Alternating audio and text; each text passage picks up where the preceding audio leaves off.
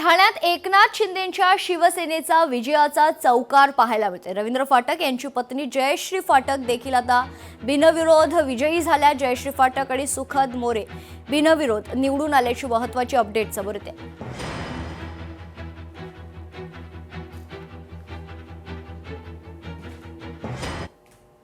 पुण्यात पुढच्या आणखी एक महत्त्वाच्या बातमीकडे दीपक बडगुजर यांनी नाशिकच्या प्रभाग 25 मधून आता माघार घेतली आहे। दीपक बडगुजर प्रभाग 29 मधून निवडणूक लढणार आहेत। प्रभाग 29 मधून दीपक बडगुजर भारतीय जनता पक्षाचे उमेदवार असतील। दीपक बडगुजर विरुद्ध मुकेश सहाणे असा थेट सामना आता पाहायला मिळेल। मुकेश सहाणे आणि बडगुजर संघर्ष पुन्हा पेटणार का हे पाहणं देखील तितकंच महत्त्वाचं असेल। भारतीय जनता पक्षाच्या अरुण दळवी यांनी उमेदवारी अर्ज मागे घेतलाय। शिवसेनेच्या एबी फॉर्मवर दळवींनी आपला अर्ज भरला होता। शिवसेनेकडून अखेरच्या क्षणी अनिल कोकीळ यांना उमेदवारी मिळाली आहे। अनिल कोकीळ यांच्यासाठी अरुण दळवींनी आपला उमेदवारी अर्ज मागे घेतल्याची माहिती आहे।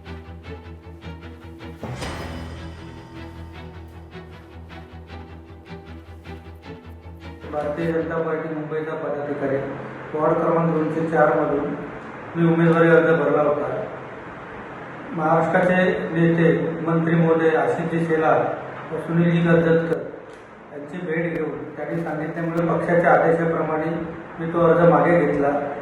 कारण देशाचे पंतप्रधान नरेंद्र मोदीजी, अमितभाई शहा, मुख्यमंत्री देवेंद्रजी फडणवीस, एकनाथजी शिंदे आणि आमचे नेते अमितजी साटक, रवींद्रजी चव्हाण मुंबईचा महायुतीचा महापौर बसवण्यासाठी आपण सहकार्य करावं आणि ज्यांनी बंडखोरी अर्ज भरलेला आहे त्या पक्ष नेतृत्वांना मी विनंती करतो की मुंबईचा महापौर महायुतीचा बसवायचा आहे।